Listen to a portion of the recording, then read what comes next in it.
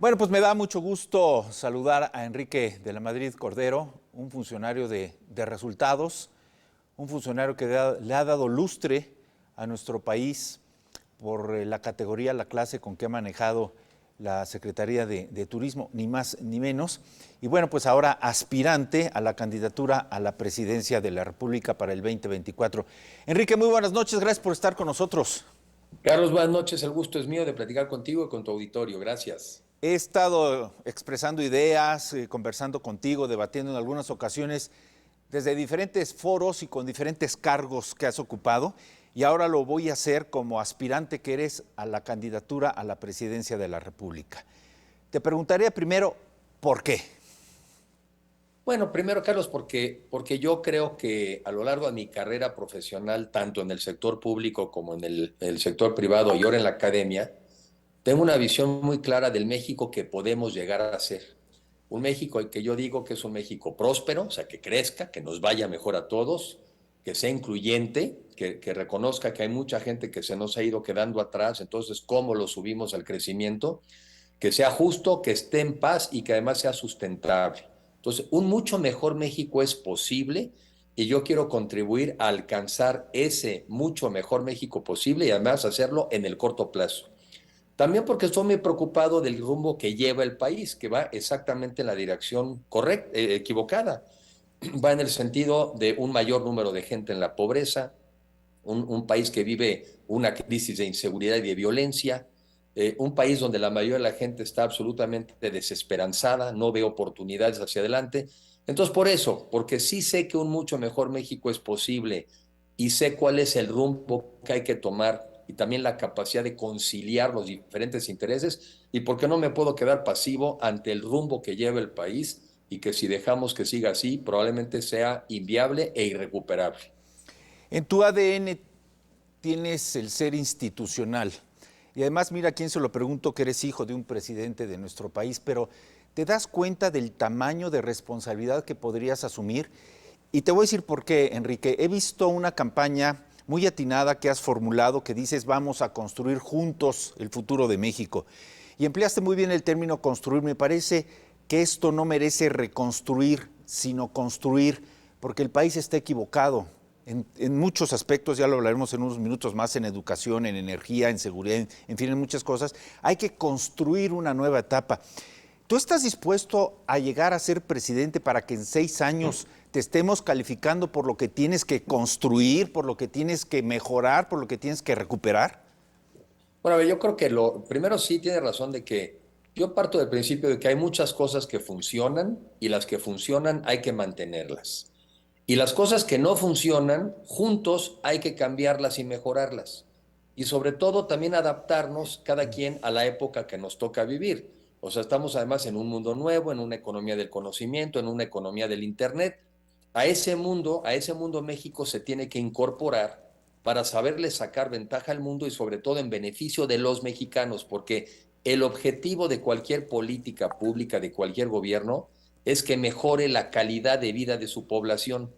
Y por eso es muy importante entender el mundo que te toca vivir, entender cómo hacer que esta economía crezca más, que reparta mucho mejor, para que al final del día el criterio de medición sea mejoró o no mejoró la calidad de vida de los mexicanos. Así se debe de medir todo.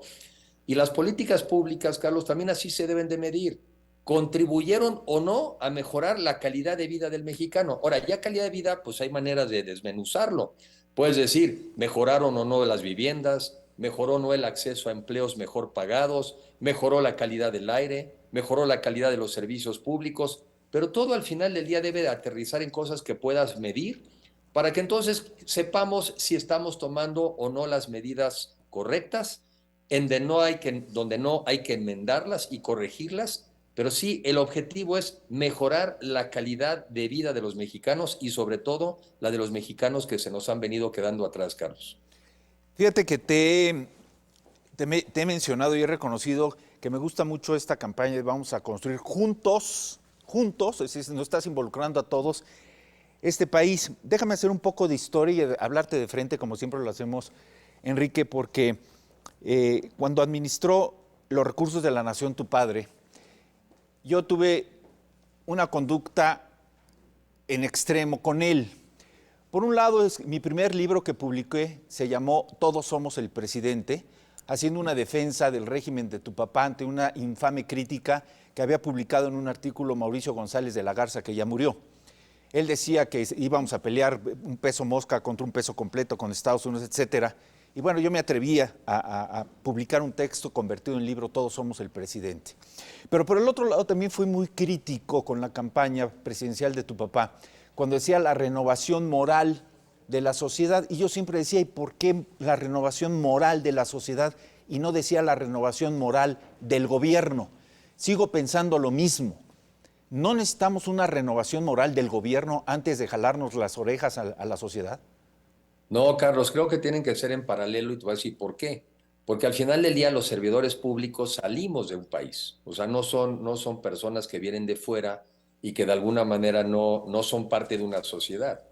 Y yo creo que todos nos tenemos que renovar. Yo en muchas conversaciones que tengo últimamente, y también los tiempos cambian, yo digo que cada uno de nosotros tenemos que hacer la mejor versión de nosotros mismos independientemente de qué hagan los demás. Entonces tampoco la sociedad puede decir, yo me voy a moralizar hasta que el gobierno haga su parte. A todos nos toca mejorar y sacar la mejor versión de cada uno de nosotros, porque también los gobiernos al final del día reflejan a su sociedad. Entonces, si bien coincidiría yo en que el mejor ejemplo, los estándares más altos de moralidad, de ética, los tienen que tener los gobernantes, eso no excluye a que tengas una sociedad que también saque su mejor versión. A ver, yo nomás veo el nivel de crímenes que hay, el nivel de violencia que hay, el nivel de incumplimiento de las obligaciones fiscales que tenemos, el nivel de incumplimiento de muchas reglas. Pues no tenemos que esperar a que el gobierno se corrija para que cada uno de nosotros también haga su mejor parte. Y la otra, Carlos, es que no nos alcanza como país. Mira, yo creo que hice el cálculo. Han de ser, ¿qué te gusta? 5 millones de servidores públicos contra 126 millones de mexicanos. O sea, los que tenemos que cambiar, para dejarlo un poco, tenemos que cambiar todos. Entonces yo creo que no van unos antes que otros. Todos al mismo tiempo tenemos que sacar la mejor versión de cada uno de nosotros. Entonces habrás de coincidir conmigo cuando he expresado que este país no requiere de un gobierno honesto, sino de una sociedad honesta, porque la Pues corrupción sí, viene de abajo. Luego decimos, es que la corrupción viene de arriba abajo. No, cuando permitimos que nos soborne el policía, cuando hacemos bueno, en fin, tú sabes, la corrupción sí, es partícipe de todos. todos. Les decía, por ejemplo, en una plática también en un estado, les decía, a ver, tenemos que dar más recursos a los estados y tiene que haber más facultades. Pero también muchas veces, muchos de los casos más sonados de corrupción se han dado en los estados de la República. ¿Dónde ha estado la sociedad para poner límites a eso? Pues muchas personas, incluso al revés, ¿no? Se coluden, hacen negocios con la autoridad y participan. Y luego, eso sí, quieren exigirle a que los gobernantes sean todos correctos. Todos tienen que ser correctos, pero creo que todos los mexicanos tenemos que sacar nuestra mejor versión. Hay un tema también de valores. Mira, parte de la violencia, cuando vemos el tema de género, una buena parte de la violencia que sufren las mujeres, ¿dónde empieza? En las casas, en las familias. ¿Cómo? Eso también es tema del gobierno. Creo que el gobierno tiene que ayudarle a la sociedad, en este caso a las familias, a formarnos mejor, a fortalecer nuestros valores, a respetar más a las mujeres. Pero es la sociedad la que también tiene y tenemos que cambiar. Por ejemplo, en ese tipo de temas, reconocer que tenemos que cambiar la visión de género con la cual quizá muchos han sido educados. Yo creo que es en paralelo, sociedad y gobierno, que tenemos que sacar la mejor versión de nosotros mismos. A ver, háblame con más precisión, Enrique. ¿Estamos hablando de escrúpulos o estamos hablando de Estado de Derecho?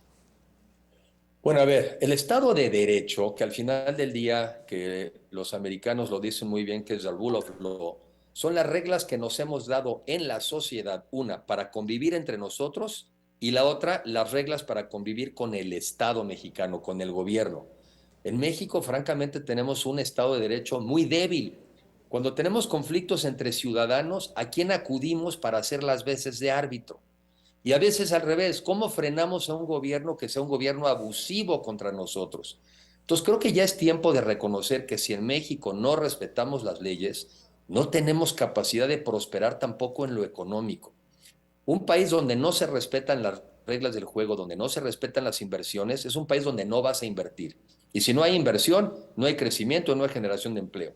Pero un país donde también estés corriendo en peligro tu vida, la de tus seres queridos, es un país donde tampoco quieres estar. Entonces, el Estado de Derecho, respetar las reglas del juego, ya se volvió una precondición para que México pueda prosperar. Sin Estado de Derecho, nuestro país no puede prosperar. Oye, Enrique, a ver, te voy a dar mi punto de vista y sabes que aquí hablamos en serio, pero a mí me parece que el presidente de la República está fundamentando su administración en dos graves errores. Porque yo te diría, creo todo lo que me dices si me das el poder, la consistencia, la fuerza y los recursos que tienen las autoridades. Yo no las tengo como ciudadano. A mí me obligan a pagar impuestos y a cumplir la ley. El poder hace lo que le viene en gana. Y los dos errores que desde mi punto de vista está cometiendo el presidente de la República es que cree que la democracia nace con él y la ley la aplica él. Pero más allá, por ejemplo, otro error que está cometiendo, y te doy el nombre, Claudia Sheinbaum, es que todavía cree que es activista universitaria. Y ya se le olvidó que los chavos que están ahorita en la universidad no la conocen y además la ven como autoridad y van contra ella. Entonces, ¿no estamos partiendo de errores muy graves de concepto de gobierno, de poder y de contribución en conjunto? Sí, mira, muchos temas donde yo creo que el gobierno tiene un error. Una cosa es que hayan votado por el gobierno la mayoría de los mexicanos para cambiar el rumbo del país en muchas cosas, pero eso no les dio, por ejemplo, ahí se confunden, eso no les dio la autoridad para iniciar una revolución, como ellos lo explican, en donde prácticamente tienen como meta la destrucción de las instituciones del país. Los mexicanos no votaron por la destrucción de las instituciones del país. Los mexicanos votaron esperanzados precisamente para corregir temas de inseguridad, de corrupción, de pobreza. Y para eso no destruyes instituciones, al revés, las fortaleces, las transformas.